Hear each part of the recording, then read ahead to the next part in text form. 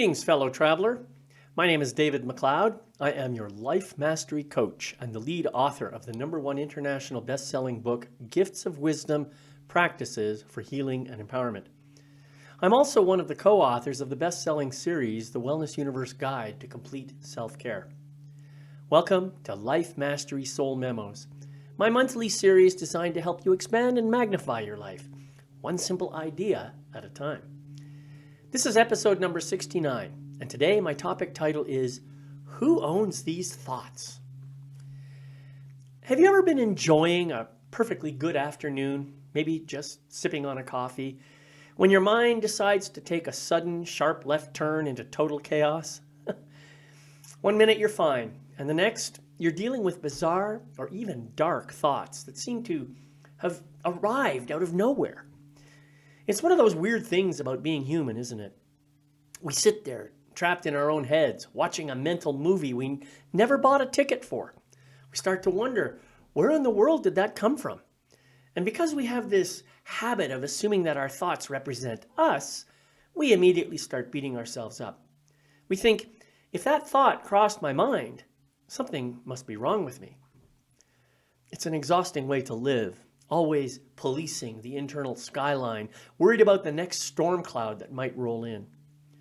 I remember a few years back, I had a streak where these intrusive, stressful thoughts kept popping up while I was supposed to be focusing on a big project. I judged myself as losing my edge, like I couldn't trust my own brain anymore. I spent days feeling guilty, analyzing what these thoughts meant about my character or my focus. But the truth is, I was just making a bad situation worse by assigning meaning to what was really just mental static. I had to learn that my mind isn't a holy sanctuary. It's more like an old transistor radio that occasionally picks up stations I didn't tune into. For me, this has led to a very unexpected aha realization. Maybe I'm not the creator or author of all my thoughts as I used to believe. Maybe thoughts are just energy forms that pop into my awareness, kind of like bubbles rising to the surface of a pond. And sometimes the pond not only bubbles, it may even start to boil with lots of chaotic movement. Know what I mean? If you find yourself in that kind of mental spiral, consider this series of simple shifts that can help you handle the noise. First, stop treating every thought like a headline news event. Remember that thoughts are often just random neurofirings. Second, when the inner movie takes a dark turn, just label it as passing noise and give it permission to move out of your awareness. Third, notice what part of your body responds to that thought. For example, perhaps a bit of tension in the chest. And let yourself breathe rather than tightening around it.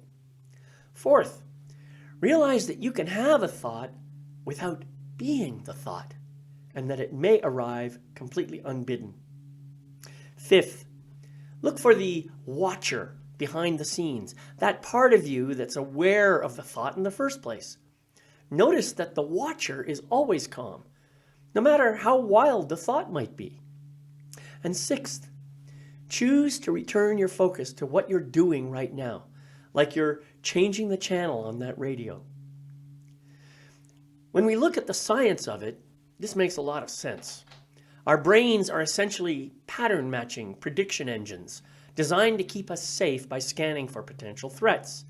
This is why your default mode network sometimes wanders into the weeds of the past or worst case scenarios when you aren't focused on a specific task.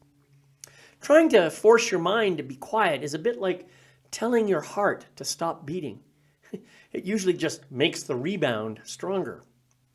Instead, when we simply watch a thought arrive without responding, we shift our neurological activity away from the reactive amygdala to the prefrontal cortex, the part of the brain that handles objective, calm decision-making. We aren't erasing the thought, we're just choosing not to feed the fire. So how do we get to this state of simple observation? Well, here are 3 techniques you can use to begin mastering the skill. 1. Fly on the wall. Imagine you're sitting in the corner of the room just watching yourself think. When a weird thought comes, just treat it like a guy passing you on the street. He's not your guest. You don't need to invite him in. He's just another busy person walking by. 2. Neutrality check. When you have a thought that feels heavy or dangerous, hold it up to the light and ask, is this a fact or is it just energetic noise?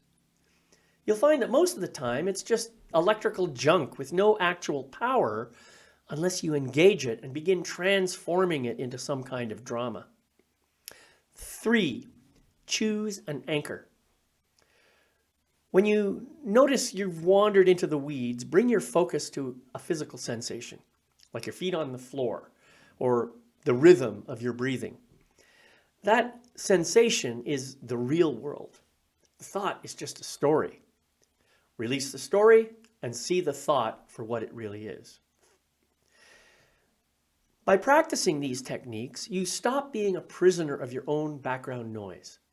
It's not about ignoring the world, it's about becoming the commander of your own internal airspace. You'll find that when you stop giving every stray thought a seat at your table, you show up much more clearly for your work, your family, and your projects.